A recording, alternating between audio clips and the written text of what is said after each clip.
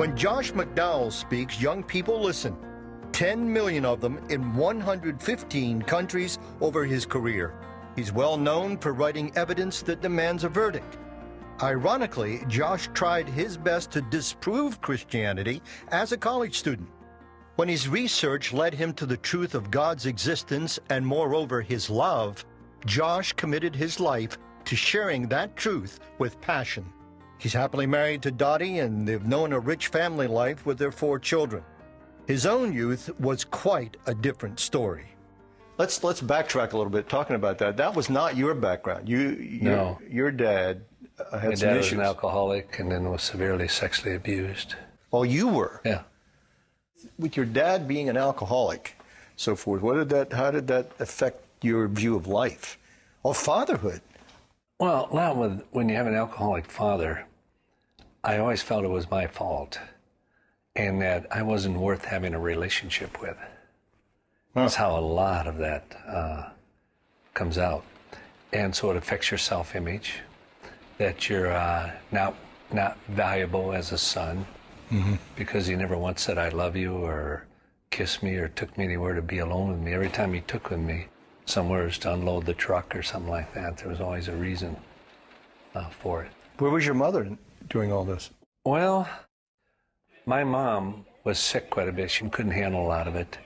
But I'd go out in the barn and I'd see my mother lying the gutter and manure behind the cows, where my dad had just taken a milk hose and beat her to a bloody pulp until she couldn't stand up. And I'd be kicking on him, beating on him at 9, 10 years old, saying, when I'm strong enough, I'll kill you. Josh's father was just one source of pain.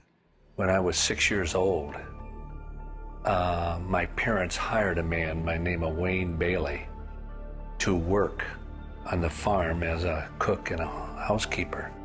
And from that day on, whenever my mother would go downtown shopping or my folks go away for the weekend, whatever, my mother would literally march me into Wayne Bailey and say, now you obey him. You do everything he tells you to do, and if you're disobedient, you'll get a thrashing when I get home. And so what do you do at 6 years old? You do what Wayne Bailey tells you. At 9 years old and 12 years old, I got up the courage and went to my mother and told her, and she wouldn't believe me. And I can't put into words how you feel at 9 years old when that happens. You feel isolated. I don't think I ever experienced so much fear in my whole life, because you feel you're all alone. Here's a man doing these things to you, and there's nothing you can do, and those that are supposed to protect you would not believe you. The abuse stopped a year later when Josh was finally big enough to push the man away. He made it through high school, but had another heartbreak just around the corner. And I heard my mother crying. It was a Saturday night, just crying loudly, and I ran through the house into her bedroom, and she sat up in bed, and I said, Mom, what's wrong? What's wrong? She said, your father has broken my heart.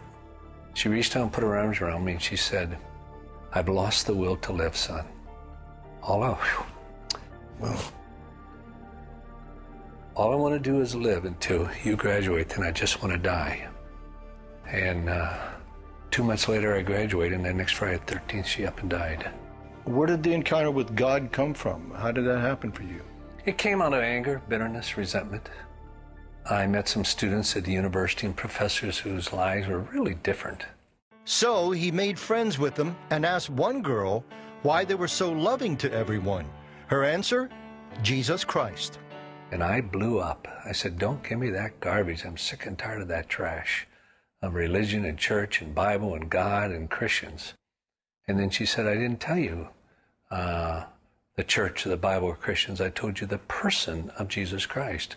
I apologized to her because my mother hadn't raised me to be rude. But then she challenged me to intellectually examine the scriptures as the Word of God and Jesus Christ as the Messiah, the Son of God, which I thought was a joke. I really did. I truly believe Christians had 2 brains. One was lost, the other was out looking for it. I thought Christians were walking idiots. So Josh accepted her challenge and traveled throughout Europe, hoping to gather evidence to disprove Christianity. But all he found did the opposite. What was written down was true. Jesus had actually done that, and he had actually said that. And that led to a process then of returning to the university where I couldn't sleep. And I leaned back in my chair, cupped my hands behind my head. I said, it's true. It's true. It's true. And so that December the 19th at 8:30 at night, I became a Christian. McDowell wasted no time in telling others what he'd discovered. Everywhere I go, I talk about my wife. I'm one of the luckiest men in the world to be married to Dottie, because my greatest platform is not with all my degrees, everything else. It's not all my books, everything. It's that I'm known as a man who loves his wife and spends time with his children. That opens more. I speak as a daddy. Josh's latest book and companion DVD bring to life the whole painful truth of his childhood. Undaunted is a stunning story of forgiveness and transformation. Somebody's going to write your obituary someday. What do you want it to say? He was known for loving his wife and spending time with his children. Not writing books, not doing TV, not videos. No. No. And if there's any one phrase, it would be that God became man, his name is Jesus, and he is passionate about a relationship with you.